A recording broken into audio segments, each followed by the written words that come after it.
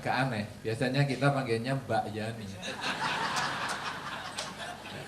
Memang di buku telepon Yani biasanya nama wanita itu. Jadi Mbak Yani, tapi hari ini ya kita panggil lah Pak Yani. Masalah nanti malam jadi Mbak Yani itu urusan dia lah. Ya, senang sekali pada kesempatan ini kita bisa bertemu dalam tema yang luar biasa sekali. Memang tema ini sesungguhnya memang dirumuskan oleh panitia, sehingga ketika panitia membuat surat atau email sudah ada itu. Judulnya keyakinan, kemudian kebajikan dan kebijaksanaan. Yang saya lihat juga ini luar biasa sekali karena memang ketiganya saling berkaitan. Nah, tadi kalau kita sudah membahas atau sudah mendengar pembahasan dari Pak Po, betulnya dipanggil Pak Liau toh mestinya. Ya, kan Anda marganya kan bukan marga Po toh. Kan kalau marga Po sering sakit namanya posingan loh. Posingan. Ah, posingan. Itu sering posing. Apa Anda marga Liau toh? Ya. Jadi tadi kita sudah membahas mendengar dari Pak Liau. Loh, seharusnya yang betul Pak Liau toh, bukan Pak Po toh? Iya. Iya. Ya, tentang bahwa ada keyakinan yang disebut mindset. Nah, sekarang bagaimana di dalam Dharma? Keyakinan di dalam Dharma itu tidak muncul begitu saja. Mungkin kalau tadi istilahnya adalah growth ya, mindset, growth mindset. Jadi di dalam Dharma sebetulnya keyakinan itu lebih cenderung yang berkembang, yang tumbuh. Tumbuh dari mana? Tumbuh dari satu dasar yang kita istilahnya mungkin kepercayaan. Jadi kalau tadi misalnya tokoh-tokoh dunia yang dikenal tadi, sampai ada yang kayak Charlie Chaplin dan lain sebagainya, ya, padahal itu Wright bersaudara, itu sebetulnya apa? Itu ada satu kepercayaan dulu di dalam dirinya. Wah, ini burung bisa terbang. Dia ada sayap seperti ini bisa terbang. Bagaimana ya manusia? Kemudian dia bikin sayap dari kertas. Ya, itu ada dokumentasinya, itu zaman lama itu dia pakai kertas. Langsung terjun. Akhirnya baru berapa meter? 3-4 meter jatuhlah dia, benjol. Dipikir, oh mungkin kurang lebar. Burung ini sayapnya kan lebih lebar, lalu diukur lagi panjang badan burung, lebar sayapnya diukur, kemudian bahannya dan lain-lain, akhirnya sampai hari ini ada pesawat terbang itu. Tapi dasar yang pertama adalah dia ada percaya bahwa manusia bisa meniru burung terbang. Saudara-saudara, keyakinan di dalam Dharma itu juga didasari oleh rasa percaya. Kalau Anda yakin dengan Sang Buddha, sebetulnya ada beberapa orang mengatakan, wah saya yakin nih dengan agama Buddha. Yakin atau percaya? Saya yakin sungguhan, pasti saya agama Buddha ini, wah sudah top keyakinannya. Itu hari ini. 3 bulan kemudian, loh, kamu kok jarang ke wihara? Saya sudah ke tetangga loh, Pak Biku. Loh, tadi panggil Bante, sekarang Pak Biku. Kenapa kok ke tetangga?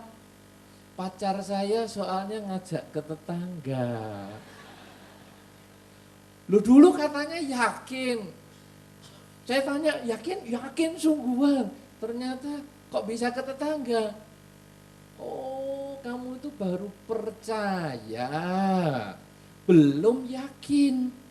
Di dalam Dharma, yakin itu adalah kepercayaan yang bisa dibuktikan. Oleh karena itu, saudara-saudara, kalau ada orang mengatakan, Aku berlindung pada Buddha, aku berlindung pada Dharma, aku berlindung kepada Sangha. Hampir semua umat Buddha sering mengulang kalimat itu. Aku berlindung pada Buddha, berlindung pada Dharma, berlindung pada Sangha. Itu ulang terus. Ya atau tidak? Ya? Betul? Yakin ngomong itu? Yakin dengan Buddha, Dhamma, dan Sangha?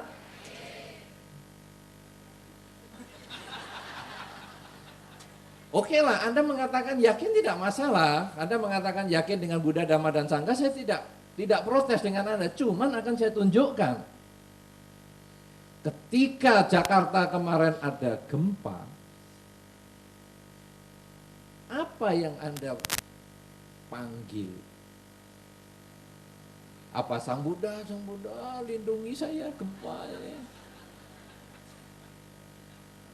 Atau malah Anda manggil yang lain-lain, manggil nama biku misalnya. Mantenio, lindungi saya loh. Kau panggil nama dukun tertentu misalnya.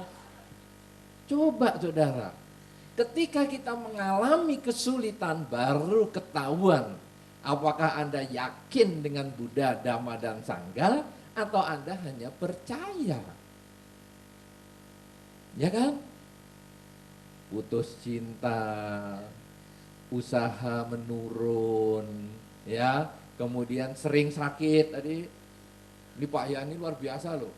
Orang mendonasi ya, donasi membantu Pak Yani untuk menjadi samanera dan selesai samanera sehat hidupnya, ya, sukses usahanya. Tapi yang didonasi sendiri sering sakit malah. Luar biasa ini. Nah, jadi misalnya sering sakit dan lain sebagainya. Beberapa orang yang mengatakan yakin dengan Buddha, yakin dengan Dharma, yakin dengan Sangha, itu masih cari orang pinter. Apa kamar saya ini ada problem ya kok sehingga saya sering sakit? Loh, katanya yakin pada Buddha, Dhamma, dan Sangha. Padahal di dalam buku Dhamma, ajaran Sang Buddha, tidak ada ilmu mengatur kamar. Kok yakin? Wah, ini usaha saya ini agak menurun. Apa perlu di sana dikasih tanaman tertentu atau di kursi saya dinaikkan sedikit atau diturunkan, digeser sana, geser sini. Coba saudara. Kalau yakin pada Buddha, Dhamma, dan Sangha, tidak mungkin timbul pertanyaan seperti itu. Oleh karena itu, kadang kita baru di level percaya. Sehingga kalau tidak ada masalah, kita percaya. Ya betul kepada Buddha, Dhamma, Sangha, ya benar. Tapi begitu ada masalah, itulah. Kalau kita tetap yakin pada Buddha, Dhamma, dan Sangha, saya ada masalah ini karena buah perbuatan buruk saya saat ini sedang saya petik. Saya mendapatkan kebahagiaan ini karena saya sedang memetik buah kebajikan yang saya pernah lakukan. Maka kalau Anda sudah bisa punya pola pikir ini, maka Anda sudah tahap keyakinan. Sekarang saya tanya lagi kepada Anda, tadi ya jawabnya akan kuat sekali. Siapa yang sekarang Anda dengan Buddha, Dhamma, dan Sangha yakin pada Buddha, Dhamma, dan Sangha? Ya, teriak silahkan. Masih banyak, bagus, tepuk tangan untuk Anda sendiri. Wah, luar biasa. Nanti Anda akan boleh ukur dengan diri sendiri ketika Anda takut, ketika malam gelap, ketika ada makhluk menampakkan diri di tempat Anda, apa yang Anda cari? Kalau Anda yakin dengan Buddha, Dhamma, dan Sangha, maka Anda hanya akan membaca parita dengan tenang. Tapi ketika Anda tidak yakin pada Buddha, Dhamma, dan Sangha, Anda besok panggil orang untuk bakar kemenyan di tempat Anda.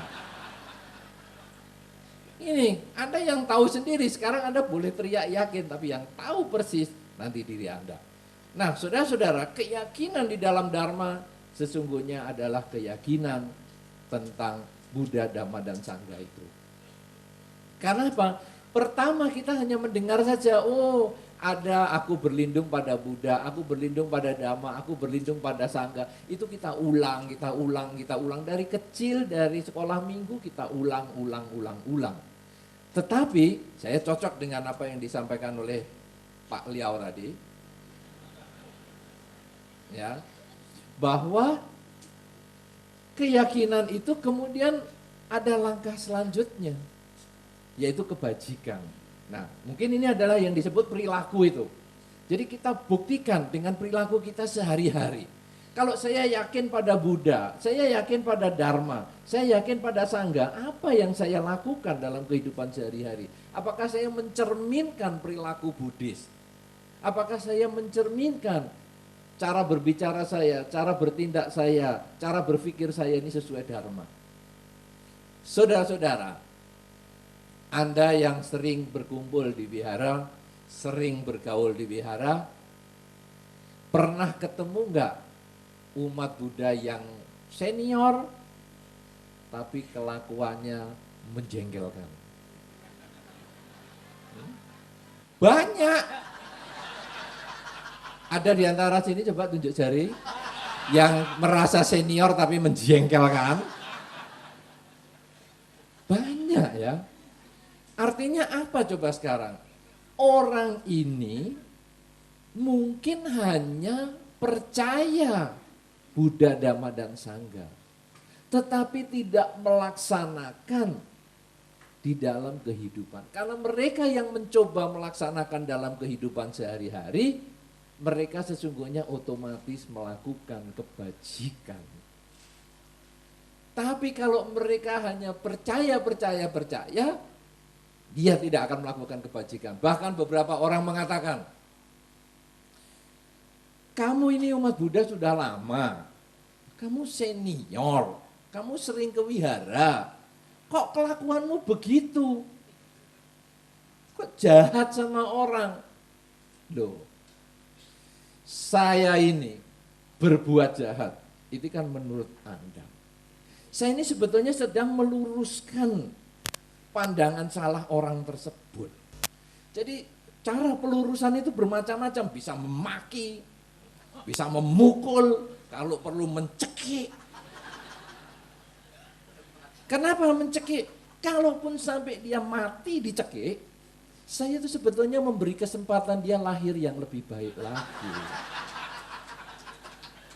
Wah, ini jadi ahli debat nanti lama-lama. Dia pandai, tapi tidak praktek. Dia menggunakan teori dharmanya itu untuk membenarkan kelakuannya dia yang salah. Nah, saudara-saudara, karena itu kita sering ketemu orang-orang yang senior, tapi kelakuannya kurang bagus. Di dalam Dharma, kalau kita melihat seperti itu, sebetulnya itu menjadi contoh bagi kita. Anda senang enggak kalau ketemu orang yang merasa senior, tapi kelakuannya tidak bagus? Senang enggak? Senang? Tidak kan? Nah, kalau Anda merasa tidak senang ketemu orang yang senior kelakuannya tidak bagus, kita jangan melakukan itu. Kenapa? Karena orang lain ketika kita ini belajar, oh saya baru hari ini belajar agama Buddha, oke, hari ini. Tapi minggu depan, sebulan kemudian, setahun kemudian Anda lama-lama juga jadi senior. Ketika Anda kelakuan tidak berubah, maka Anda menjadi orang yang sama seperti yang tadi Anda tidak sukai itu. Wah, ternyata memang kita malah kelakuannya membenarkan kejahatan kita atas nama Dharma. Kenapa? Karena Dharma itu enak sekali menjadi senjata pembenaran perilaku kita, enak sekali. Ya, membunuh nyamuk, membunuh semut dengan alasan memberi kesempatan dia lahir kembali. Kasihan. Dia jadi semut begini, dia nunggu lama, ini kasihan. Lebih baik saya matikan sekarang, dia nanti kan lahir lagi jadi manusia, cepat kenal Dharma. Itu kata-kata yang luar biasa, jangan Anda pakai loh ya. Nanti ada ide nih, bener juga ya. Wah, kesempatan nih, nyamuk langsung ditepoi semua. Semoga semua makhluk bahagia, semoga semua makhluk bahagia, semoga terlahir di alam bahagia. Kata Bante boleh kok, itu ada orang yang begitu, jangan lakukan itu. Dimanapun saja, karena itu karma buruk. Nah, saudara-saudara, itu gampang sekali berubah. Kalau kita ngerti dhamma itu, lidah ini enak. Kenapa? Karena dharma ini sifatnya bisa dilihat dari banyak sudut. Tadi pembunuhan, pencurian juga sama. Kita ngambil handphonenya orang. Begitu ketahuan loh, ini umat Buddha kok nyuri? Tidak, saya tidak mencuri. Saya hanya menyimpankan. Saya ini berbuat baik loh. Saya menyimpankan handphonemu. Daripada kamu ketinggalan di sini, saya simpan. Lah kalau saya nggak ingat, oh pasti saya kembalikan. Masalahnya setelah saya dapat pengganti yang lain atau sudah rusak, itu baru saya kembalikan. Enak sekali pembunuhan itu. Pembunuhan, pencurian bisa dengan pewawasan dharma itu bisa dibolak-balik. Lah kemudian kalau pelanggaran sila ketiga bagaimana nih? Perselingkuhan. Loh, perselingkuhan itu sebetulnya itu kerelaan loh. Jangan ikuti loh ya. Saya ini kan berbagi kesenangan. Kalau saya cuma sama pasangan hidup saya itu egois. Saya bagi-bagi kepada mereka. Ini kan saya berbuat baik kok disalahkan sih? Enak sekali saudara, langsung pelanggaran sila ketiga, ajar terus, ajar terus, ajar terus. Iya kan? Karena kata-kata yang enak untuk sebagai alasan. Kalau kebohongan gimana? Kebohongan itu sebetulnya saya itu tidak mau ngomong bohong. Cuman saya merasa, saya itu kasihan sama kamu. Belum waktunya kamu mendengar kebenaran. Saya itu sayang sama kamu. Kalau saya kasih tahu terus terang, kamu nanti sakit loh, kamu pingsan. Kamu malah meninggal, stroke, repot. Jadi kamu ini belum waktunya. Jadi saya ini terpaksa berkorban. Menyembunyikan. Ini tidak mudah loh menyembunyikan kebenaran itu. Cuman saya berkorban untuk kamu. Supaya kamu sehat terus. Jadi jangan salahkan kalau saya bohong. Karena saya menjaga kamu supaya kamu tetap bahagia. Saya kan selalu doanya semoga semua makhluk bahagia. Bohong ini termasuk supaya kamu bahagia loh. Gini kok disalahkan sih? Repot ini pelanggaran sila dihabisin dengan dharma juga. Ya. Lah kalau mabuk-mabukan bagaimana? Saya itu sebetulnya tidak ingin mabuk. Saya ngerti dharma itu. Bahwa mabuk-mabukan itu jelek. Cuman saya ini mau memberi contoh. Bahwa mabuk itu jelek. Kamu kan hanya tahu teori. Nah kalau sekarang setelah saya mabuk, saya mukul sana, mukul sini, kemudian saya hilang kesadaran. Kamu kan melihat saya sebagai contoh nyata. Jadi kamu nanti akan menghindari mabuk-mabuk itu. Saya ini berkorban loh. Saya sudah menghilangkan kesempatan kesadaran saya terbina dengan baik. Untuk kamu mengerti bahwa mabuk itu jelek. Gitu kok disalahkan. Saudara-saudara, kalau sudah seperti ini orang hanya ngerti teori dharma. Ngerti dengan luar biasa dharma itu bisa untuk mainan seperti ini. Tapi saya sarankan lagi, jangan diikuti karena ini Anda karmanya tanggung sendiri. Saya hanya kasih contoh orang yang jelek, tanpa saya harus mabuk juga. Tapi ini adalah berdasarkan, kalau Anda, sekarang saya jelaskan begini, Anda nanti akan timbul kepercayaan. Kepercayaan kemudian Anda praktekkan dalam kehidupan sehari-hari, timbul keyakinan. Nah, kepercayaan di dalam dharma itu, dimulai dengan percaya pada Buddha, Dhamma, dan Sangha. Apa sebetulnya Buddha? Buddha itu sebetulnya adalah Kalau Anda baca-baca buku-buku tentang agama Buddha, oh sang Buddha ini apa percaya Buddha? Percaya kepada Pangeran Siddhartha yang kemudian berjuang 6 tahun lamanya, kemudian mencapai kesucian. Nah, Buddha ini apa?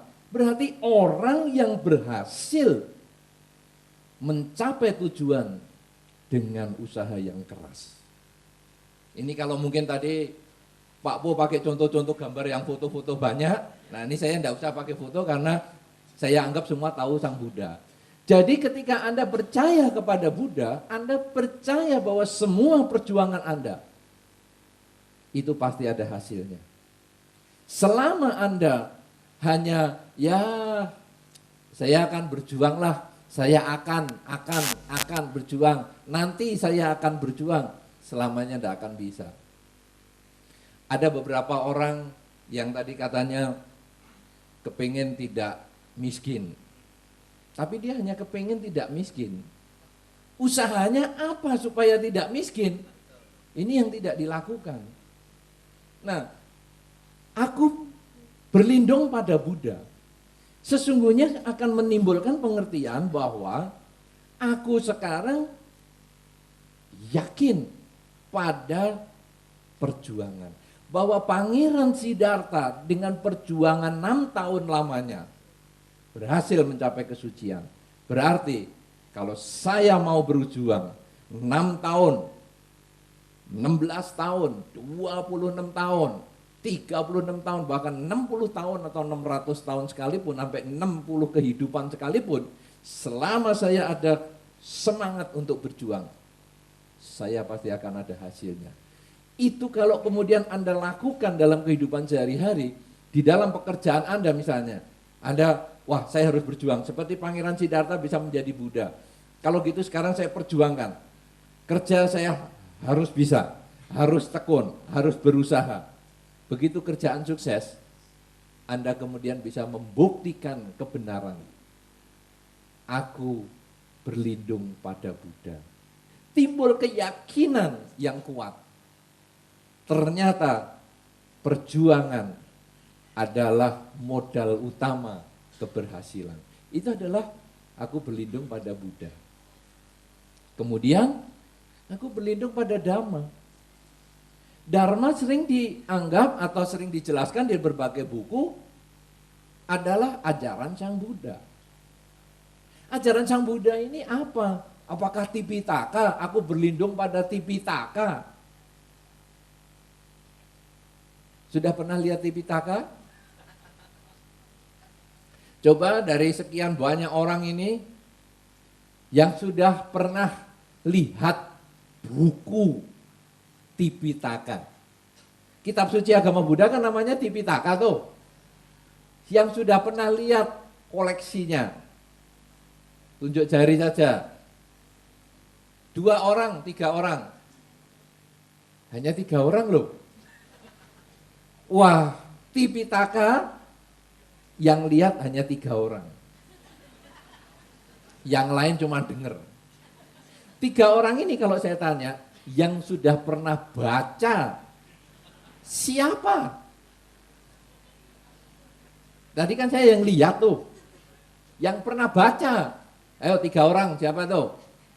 Malah nggak ada yang lihat. Nggak baca saja nggak ada. Saudara-saudara, orang kadang menganggap, wah, aku berlindung pada Dhamma, berarti berlindung pada kitab suci. Bukan itu saja. Tetapi sesungguhnya Dhamma yang diajarkan Sang Buddha 45 tahun ini apa?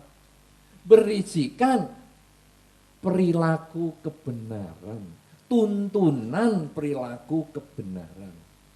Perilaku dengan badan, perilaku dengan ucapan, dan perilaku dengan pikiran. Kalau begitu, aku berlindung pada Dharma. Berarti apa? Bahwa perilaku benar ini harus menjadi nafas kehidupan saya. Kalau saya katakan perlindungan, Anda bisa bayangkan toh, orang kalau berlindung itu kan, misalnya hujan, berlindung pakai payung. Ya, kemudian kalau ada tembakan, berlindung di dalam beteng atau macam apa. Kalau naik sepeda motor berlindung dengan helm. Artinya perlindungan itu membuat tubuh kita terjaga dari gangguan luar. Tubuh kita bisa terjaga dari gangguan luar itu kalau aku berlindung pada Dharma adalah kita melaksanakan perilaku baik. Jadi kalau tadi aku yakin pada Buddha itu berarti yakin pada perjuangan akan menghasilkan kebahagiaan atau hasil maksimal. Kemudian aku berlindung pada Dhamma adalah aku harus memperbaiki perilakuku. Karena Dhamma ternyata Tipitaka ini hanya 3 orang, sekian banyak yang hadir, hanya 3 orang yang pernah lihat. Yang baca sama sekali tidak ada. Kalau tunggu semua baca Tipitaka, mungkin sampai Pak Po punya cucu, Pak Liao ini punya cucu, mungkin belum ketemu semua baca. Tapi kalau sekarang Dharma itu artinya adalah perilaku baik yang diajarkan oleh Sang Buddha, maka tidak perlu baca Tipitaka yang banyak itu. Hari ini juga selesai acara ini, Anda langsung bisa berbuat baik. Berbuat baik dengan badan, berbuat baik dengan pikiran, berbuat baik dengan ucapan. Langsung Anda bisa lakukan. Kenapa? Karena kebaikan itu Anda tahu sendiri kok. Loh, dari mana kebaikan tahu sendiri? Gampang.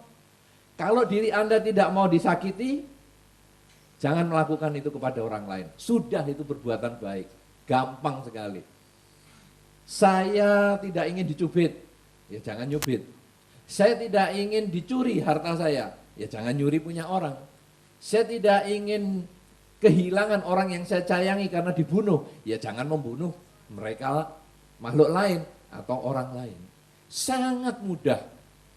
Nah, oleh karena itu, aku berlindung pada Dharma, berarti aku harus memperbaiki kualitas perilakuku. Semakin sering kita nyoba praktek menjalankan kebajikan dengan badan, ucapan, dan pikiran, semakin yakin kita, oh betul, perlindunganku ini betul. Nah, saudara-saudara, sekarang aku sudah berlindung kepada Buddha, berarti perlindungan pada perjuangan, usaha berjuang untuk mencapai hasil. Aku berlindung pada Dharma, berarti aku harus selalu melakukan kebajikan dengan badan, ucapan, dan pikiran. Itu unsur yang kedua dalam tema kita, keyakinan, kebajikan, dan kebijaksanaan. Nah, sekarang yang ketiga, aku berlindung kepada Sangha. Saudara-saudara, di dalam kitab-kitab suci atau di dalam sumber-sumber Dharma, berlindung kepada Sangha, Sangha yang dimaksudkan di sini adalah mereka yang sudah mencapai kesucian. Mereka yang mencapai kesucian tingkat pertama, tingkat kedua, tingkat ketiga, bahkan sampai tingkat keempat atau arahata. Lalu bagaimana ini? Apakah saya harus berlindung kepada orang yang sudah mencapai kesucian? Sampai akhirnya ada orang yang email dengan saya. Email, Bante, kan perlindungan kepada Sangha itu kan berlindung kepada mereka yang telah mencapai kesucian, Arya Sangha. Kira-kira di dunia siapa ya Bante yang sudah mencapai kesucian? Atau yang mudah di Jakarta lah, siapa ya Bante? Atau yang agak luas lah di Indonesia, siapa ya Bante? Loh, kenapa? Karena saya mau pergi ke sana, mau bertemu dengan dia dan mau minta perlindungan kepada mereka umat mungkin yang mencapai Sotapanna, Sakadagami atau macam apa, atau kepada para biku yang sudah arahata ini itu, saya mau berlindung, saya mau berbuat baik, istilahnya donaturnya Pak Yani tadi, saya mau berbuat baik, siapa tahu saya tidak sakit-sakitan jadinya ya, supaya saya bisa sehat dan lain sebagainya. Coba saudara, orang sampai bisa bertanya seperti itu, untung lewat email. Kalau mungkin ada loh yang hadir di sini nih, saya nggak tahu, sorry ya kalau Anda hadir, tapi ya untung Anda tidak kenalkan wajah, jadi saya tidak tunjuk. Misalnya kalau Pak Yani yang tanya kan saya ngomong dulu Pak Yani tanya loh ini, kan malu jadinya. Untung ini yang email mungkin di sini nggak mengenalkan wajahnya. Nah, saudara-saudara, padahal sesungguhnya kalau kita memang membaca kitab-kitab sumber dharma, perlindungan kita kepada Arya Sangga, mereka yang mencapai kesucian. Tapi kalau kita lihat pada cerita kita yang cocokkan dengan kisah kita di siang hari ini, apa itu artinya? Berlindung pada atau yakin kepada Sangga. Artinya apa? Bahwa Sangga ini orang yang dulu murid-muridnya Sang Buddha, karena perjuangannya dia bisa berjuang seperti Sang Buddha ini tadi, seperti dari Pangeran Siddhartha menjadi Buddha Gotama, perjuangan yang kuat, berdasarkan Dharma, berhasil mencapai kesucian. Artinya apa? Bahwa mereka itu ternyata berlindung kepada Buddha, yakin kepada Buddha yang dijalankan sungguh-sungguh di dalam kehidupan sehari-hari ada hasilnya. Perjuangan yang keras menjalankan dharma kebajikan dengan badan, ucapan, dan pikiran ternyata ada hasil. Kalau demikian saudara-saudara, ketika saya yakin dengan Sangga, sebetulnya artinya saya ada kemungkinan juga untuk mencapai hasil yang sama. Jadi bukan kita berlindung di luar, bukan mencari para orang yang sudah mencapai kesucian, tapi kita berjuang sendiri sehingga kita memperoleh hasil yang setara dengan yang sudah diceritakan di dalam buku-buku Dharma. Saudara-saudara, kalau demikian, maka kebajikan yang tadi hanya merupakan teori yang diceritakan aku berlindung atau aku yakin pada Dharma, akhirnya kita praktekkan sungguhan. Praktekkan dengan sungguh-sungguh, praktekkan dengan serius, dengan bekal keyakinan bahwa kalau saya berjuang keras ada hasilnya, maka kita pun bisa mencapai kebijaksanaan. Kenapa? Karena kesucian itu, kesempurnaan di dalam Dharma itu adalah kebijaksanaan. Bijaksana itu apa? Bijaksana itu bisa memilih yang baik dan meninggalkan yang jelek. Karena itu kalau tadi Pancasila Buddhis, biasanya kan Anda diajarkan bagaimana praktek Pancasila Buddhis, tidak membunuh, tidak mencuri, tidak berzina, tidak bohong, dan tidak mabuk-mabukan. Kan biasanya diajarkan di situ, ya kan? Sudah banyak belum pelajaran itu? Sudah? Banyak kan?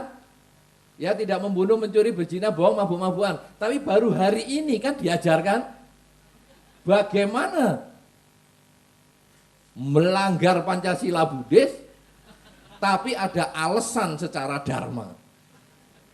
Belum pernah dengar kan itu? Iya kan? Boleh membunuh, mencuri, berzina, bohong, mabuk-mabukan dengan alasan aku kan menolong. Aku kan berbuat baik. Nah, saudara-saudara, orang bijaksana dia bisa memilih. Ini bukan barang benar ini. Melanggar sila kok dibenerkan.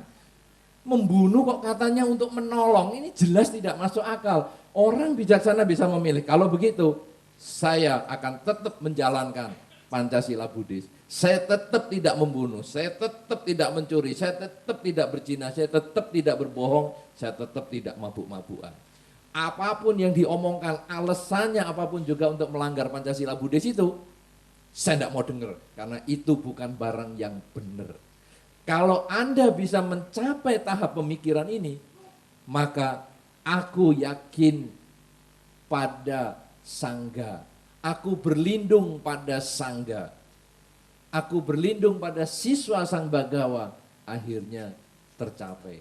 Dengan saya berlindung pada Arya Sangga, berarti saya menjadikan kebijaksanaan itu sebagai jalan hidup saya. Saya selalu bisa memilih yang baik dan meninggalkan yang buruk.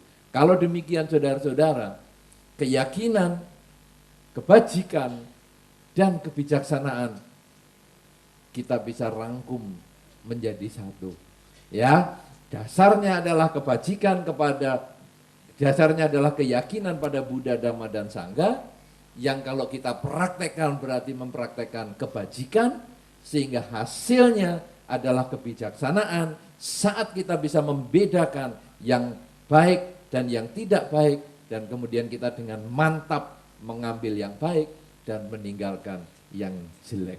Inilah sebagai awal untuk kita menambah wawasan, nanti akan diperdalam di dalam diskusi pada sesi yang selanjutnya. Terima kasih atas perhatian Anda.